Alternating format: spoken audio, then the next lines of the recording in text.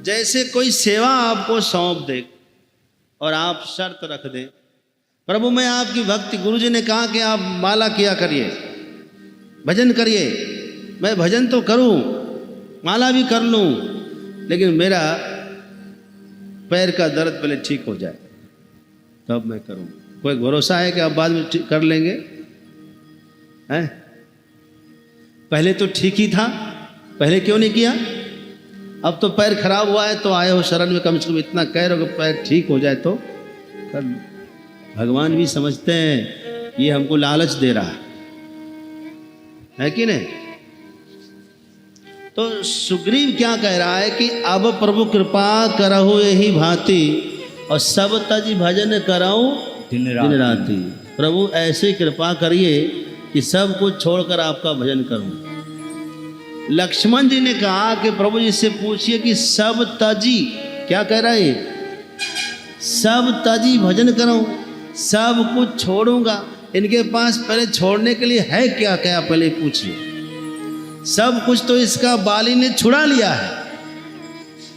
बाली ने उसका घर छुड़ा लिया, उसकी पत्नी छुड़ा लिया, उसका खजाना जो कुछ था सब तो उसका छीन लिया पहले से।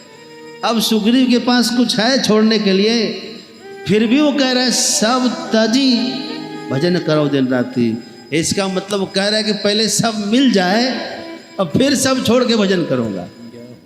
आदमी इतना फेंकता है, क्या बोलते हैं उसको, यहाँ की भाषा में ऐसे कहते हैं, आदमी इतना फेंकता है उसका कोई वारा पार नहीं है। लक्ष्मण इतना जोर से हंसा सुग्रीव की बात पर कि क्या कह रहा है?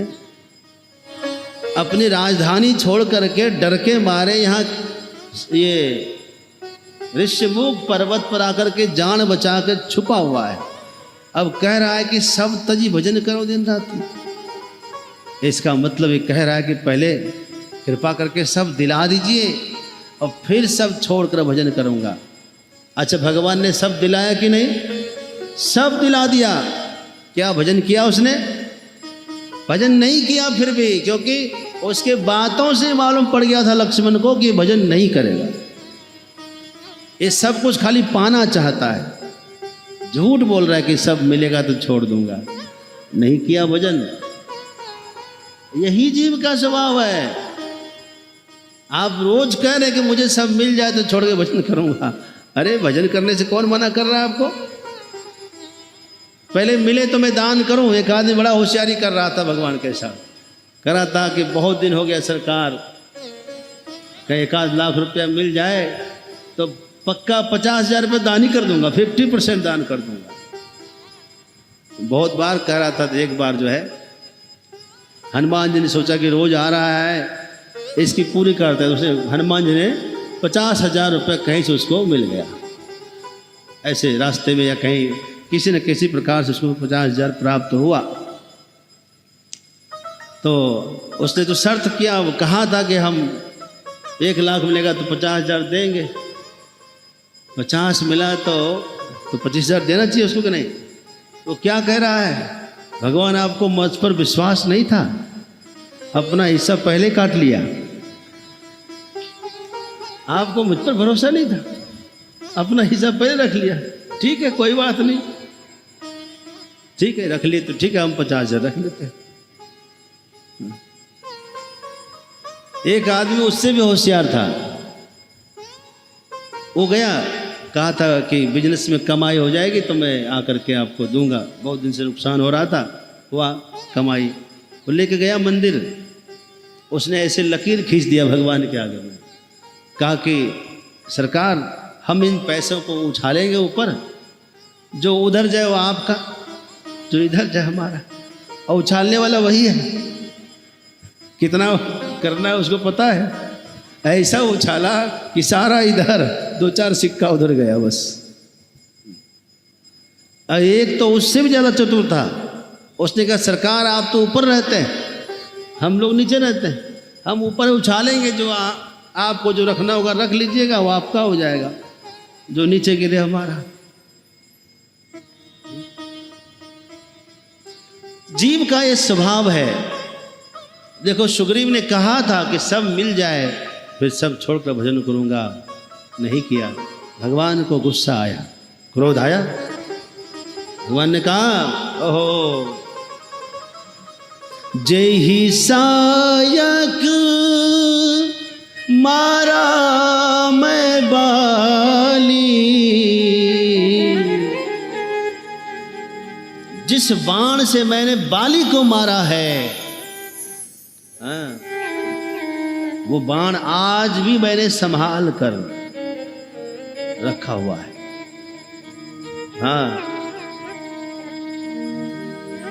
हाँ 23 सर मूढ़ हतो मैं काली, कल मैं उसी बाण से उसको मारूंगा। लक्ष्मण जी ने कहा बहुत अच्छा, अपने मित्र को मारेंगे। एक बार मित्रता कर लिया, भगवान ने कहा मित्रता कर लिया लेकिन मुझे धोखा दे रहा है। उसका काम कर दिया और मेरा काम नहीं कर रहा, धोखा दे रहा है। कहा ठीक है भले वो धोखा दे रहा, वो जीव है, आप तो भगवान हैं, आप क्यों ऐसा कर रहे हैं। एक काम करिए, ये बाण मुझे दे दीजिए, मैं आपका काम पूरा कर दूंगा, मैं ही मार के आ जाऊंगा। भगवान ने कहा नहीं नहीं नहीं, मारना नहीं है, खाली फुफकारना है, डराना है, डरा धमका के ले आओ। लक्ष्मण ने कहा मुझे पता था कि आप यही करेंगे। डराने से भी गाड़ी लाइन पर आ गई।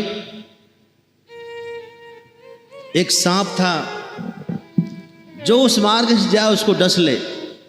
गांव भर में खबर हो गई कि इस मार्ग में बहुत विषधर सांप रहता है, इधर से कोई जाना नहीं, कोई जाता नहीं था उधर से। उधर से एक दिन एक महात्मा गुजर रहे तो लोगों ने समझाया कि महात्मा जी उधर मत जाओ। क्यों? बोले इस रास्ते से जो गुजरता है उसको सांप डस लेता। एक विषधर नाग वहाँ है, सबको डसता है, जिंदा नहीं बच के आ पाओगे। उसने कहा तो भी मैं जाऊंगा जरूर। महात्मा जी गए, फुफकारता हुआ वो सांप आया। महात्मा ने कहा ठहरो, कौन कौन पाप किए हो पहले, जो तामसी योनि में तुमको जन्म मिला है, सांप की योनि मिला है तुम्हारी, अब फिर पाप कर रहे हो, पता नहीं किस योनि में जाओगे। तो एकदम शांत हो गया, समझ गया कि अब मुझे नहीं काटना है। सांप ने उस दिन से काटना बंद कर दिया। महात्मा लौटकर गांव की तरफ आए तो लोगों ने कहा अरे महात्मा जी जिंदा आ गए, जिंदा आ गए। लोगों ने पूछा बाबा जिंदा आ गए क्यों? कहा कि उसको हमने सत्संग से सुना दिया, सत्संग सुना दिया, हमारे सत्संग के प्रभाव से अब वह काटना छोड़ चुका है। लोगों को विश्वास नहीं हुआ, चलो तो देखें। देखने गए तो सांप एकदम सीधा पड़ा हुआ, किसी को फुफकारने कुछ नहीं। कहा भाई सचमुच में? लोगों ने ढेला उला फेंका, कुछ नहीं किया। अब बच्चे उसके पास चले गए तो भी कुछ नहीं किया, पकड़ लिया तो भी कुछ नहीं किया। बच्चे उसकी पूंछ पकड़ के ऐसे घुमाना शुरू कर देता, एकदम शांत। फिर भी बर्दाश्त नहीं किया। आदमी कितना दबाएगा उसकी कोई सीमा नहीं है, समझ रहे हैं? लड़कों ने क्या किया, उसको पेड़ में लपेट दिया और उसकी पूंछ पकड़ करके झूला बनाया उसका, लोग झूला झूले। सांप की दुर्दशा हो गई, एकदम मरा मरा सा पड़ा रहा।